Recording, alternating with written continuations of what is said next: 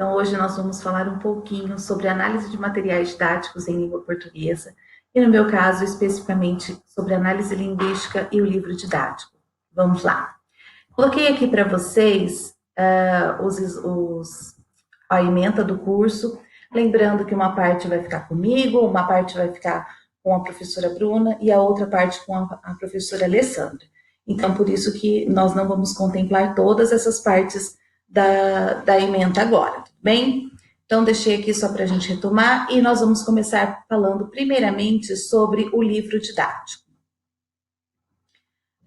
Então, aqui o título do nosso curso é Análise de Materiais Didáticos, porém, nós vamos tratar apenas do livro didático. Então, por quê? O que são os materiais didáticos? Tudo aquilo que ajuda na aprendizagem, né?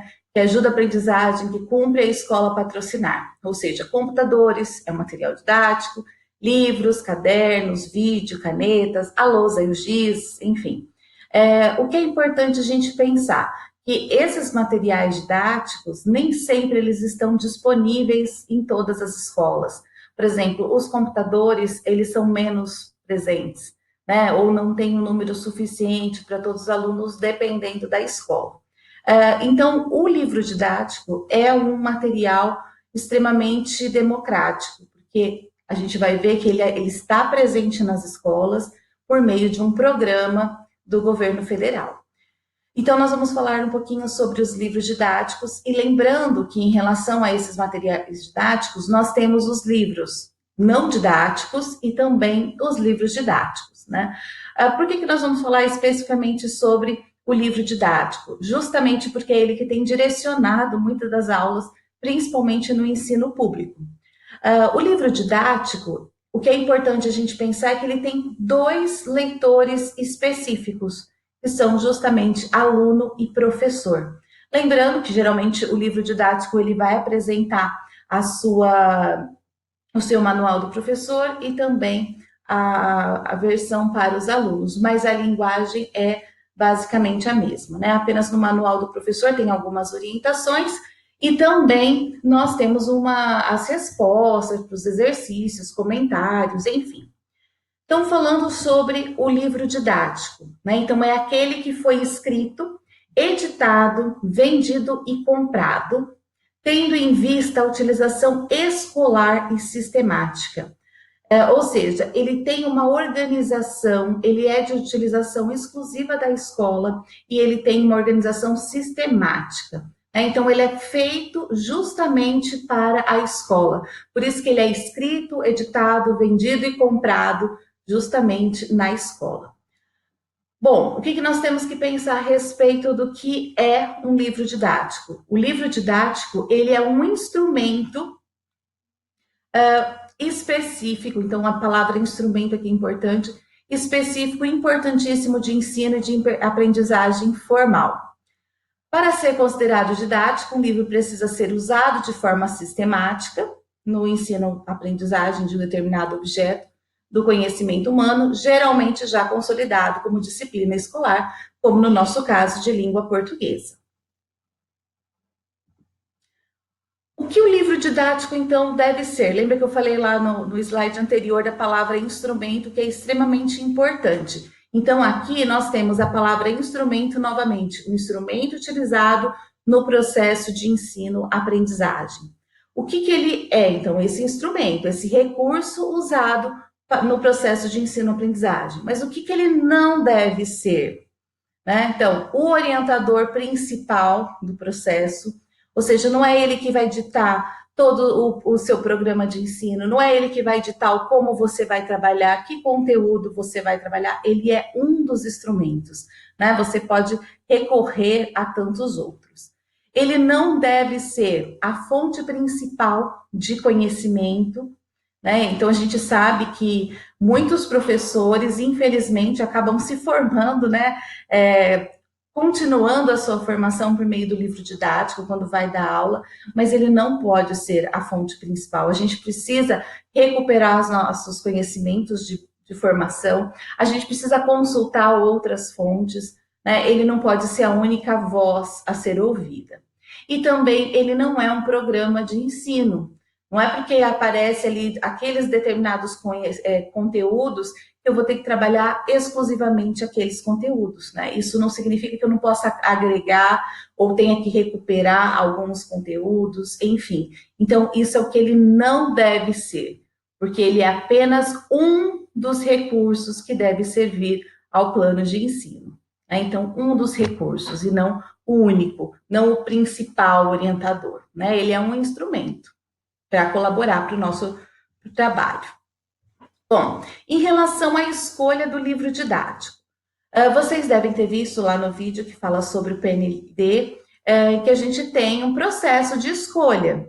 Aí essa escolha, ela se dá, pelo menos teoricamente, por base do professor. O professor é que deve analisar e escolher o melhor conteúdo. Embora a gente saiba de todos os processos que envolvem a escolha do livro didático, quanto que a direção pode interferir, enfim, a questão da relação com a editora, enfim. Mas, de modo geral, é o professor que vai escolher o livro didático. O que é importante a gente pensar? Que não existe livro didático perfeito, né? Esse é um ponto importante. Por que não existe perfeito? Porque o perfeito ele está no plano das ideias, né? E no plano do real, a gente sabe que nenhum livro vai dar conta de todas as particularidades da minha sala de aula. Então, é importante a gente pensar que ele é escrito para um aluno e para um professor genérico, né? Ele parte do que é o pressuposto desse aluno, que é esse professor, e é escrito para esse genérico. Ele é distribuído, o livro didático é distribuído no Brasil todo, né? E ele não é feito exclusivamente para a minha turma. Por isso que eu vou escolher aquele que melhor cabe para a minha turma. Mas isso não significa que eu vou ter que fazer algumas alterações, alguns ajustes, acrescentar informações, enfim. Então, esse é um ponto importante. Por isso, cabe ao professor a escolha do livro didático, né? Pois é ele quem conhece as necessidades e particularidades dessa turma. Para isso é importante considerar quem são os autores, né? E qual é a sua formação. Isso é extremamente importante, porque isso vai direcionar, por exemplo, se é um professor com uma formação mais voltada à literatura, isso vai refletir no material didático. Se ele tem uma formação linguística, mais linguística, né? Isso também vai refletir. Então é importante a gente analisar isso. Quando a gente pensa em outros materiais, ainda mais, né? Geralmente, por exemplo, química e biologia que trabalham próximo, às vezes um livro de biologia pode ter um químico que ajudou na elaboração. Então, analisar quem é esse autor e qual é a sua formação é importante. Não é o essencial, mas é importante a gente observar. Depois, a estrutura, como esse livro didático, ele é estruturado. Ele é estruturado em capítulos, ele é estruturado em unidades, como que é a divisão, né, dessas partes? A apresentação do conteúdo, isso é importante, né? Porque que tipo de conteúdo que eu quero? Quero primeiro uma parte teórica e depois a aplicação?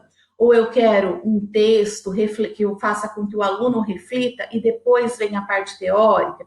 Então, como os conteúdos são apresentados é extremamente importante, porque isso não significa que um é melhor do que o outro, né? Vai depender de qual é a necessidade, de qual é a prioridade do professor, o que ele quer com esse livro didático, de acordo com as características da sua turma. A presença de conteúdos, então analisar que tipo de conteúdo que aparece ou que não aparece, né? Então isso também é importante. Exercícios, que tipos de exercícios que eles têm, né, tradicionalmente, são mais exercícios de fixação, de reflexão, de interpretação, enfim.